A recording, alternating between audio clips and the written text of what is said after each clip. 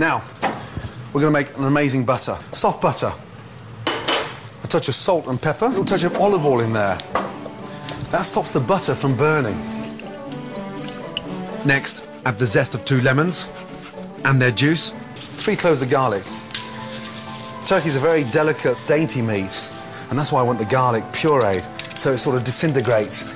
Then add a generous handful of chopped parsley. Give that a good mix. Turkey's a very, very, very lean bird, and it dries out, so it's so important to make sure that we help it. Now prepare the turkey. We're going to season the bird inside the cavity. Salt and pepper. Next, half 2 onions and pop them in. Put in the lemon and a couple of bay leaves for their bitter, sweet, spicy flavour. Open up the skin. Go through over the back of the breast and keep the skin intact. The idea is to gently loosen the skin with your fingers so the butter can be stuffed underneath it. Now, take your butter, put it into a ball. It smells amazing. Lemony, citrusy, and just sort of flatten it and stick that in there. And just use that to sort of slide all the way down. What we want to do now is line the top of the breast with all that butter there. Turn the bird round and finish covering the breast with the butter. Take the rest of the butter and carefully massage over the breast, legs and wings. You can do all this the night before and simply cover the turkey with tin foil and keep it in the fridge. Into the tray.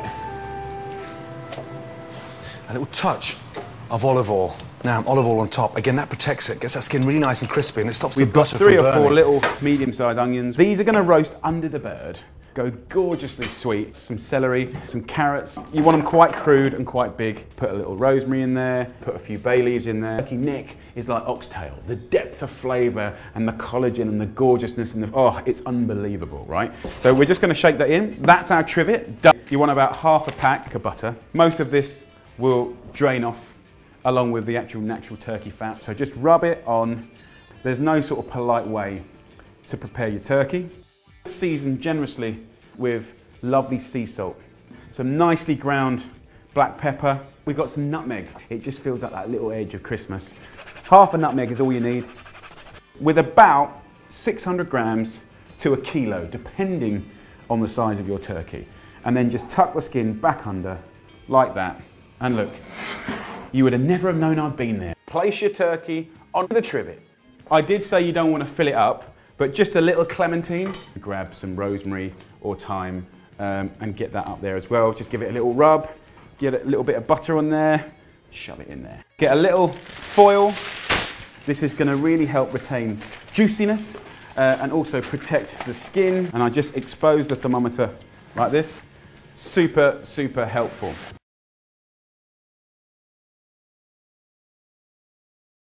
Now, in the oven at 220 for 10 minutes to get really nice and brown. Quickly, in she goes. Beautiful. After 10 minutes, take the turkey out of the oven and baste. Then cover the breast with smoked streaky bacon. So the bacon protects it, stops it from drying out, but it's going to start to really give my gravy a wonderful base. This 5-kilogram bird will feed 8 people comfortably. It needs roasting for 2.5 hours or half an hour per kilo, basting every so often. To test the turkey is cooked, stick a knife into the bottom of the thigh, and if the juices run clear, it's done. The secret now is to let the turkey rest uncovered for 2.5 hours. As the meat relaxes, it reabsorbs its juices. Let that rest, because the flavour will be 10 times more exciting once it's rested. You work out your times, guys, and get that bird in the oven at 180 degrees Celsius, which is 350 Fahrenheit. Don't be afraid to go in halfway through the cooking, remove the foil, and get a little spoon of fat and just baste the turkey with all those gorgeous cooking juices.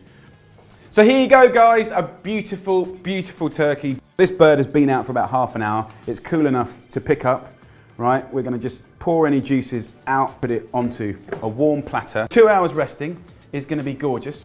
It's not optional, it's not a luxury, it's essential. So there you go, guys, that is my perfect roast turkey. No tears, guys, let's get this right.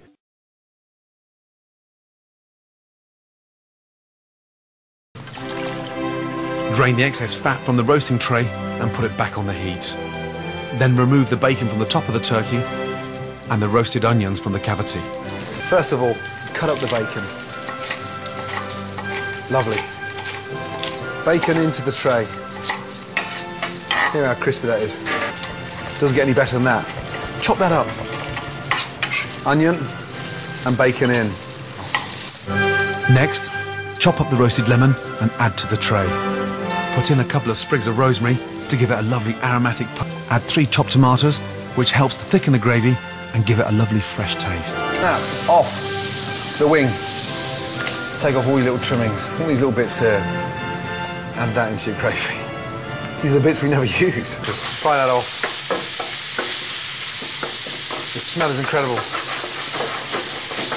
Next, pour in the dry cider.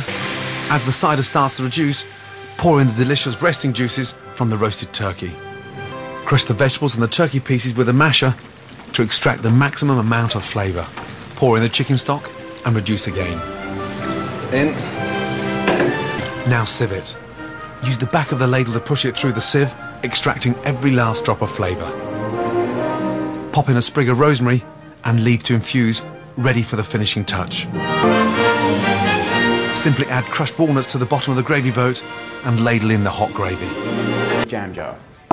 We need to separate off the fat. So fat always floats to the surface. Look, if I get a little bit of juice in here, you can see the difference, yeah?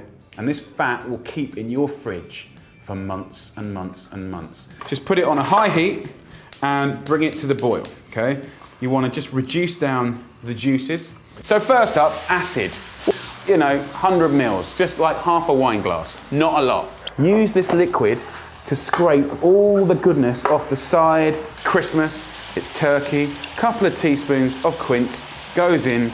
You know, for a turkey, for a tray this size, I'm gonna go in with 3 teaspoons plain flour. I don't want any lumps, just move it. It's nice and thick now. I'm adding stock here, guys. You could add water because there's so much flavor from the turkey and the giblets. I'm gonna really almost overfill this tray, and that's why it's really nice to have a nice high-sided roasting tray. When you've got the gravy to the texture that you want, just simply pour it in, and that colander is going to catch all the larger parts. Give it a little agitation. You can put a bit of pressure in there. If you keep putting more and more pressure on, you're going to get like a kind of paste of the veggies and the meat come through. That might be a good thing for you or a bad thing, depends what you want. This now is ready for you to simmer.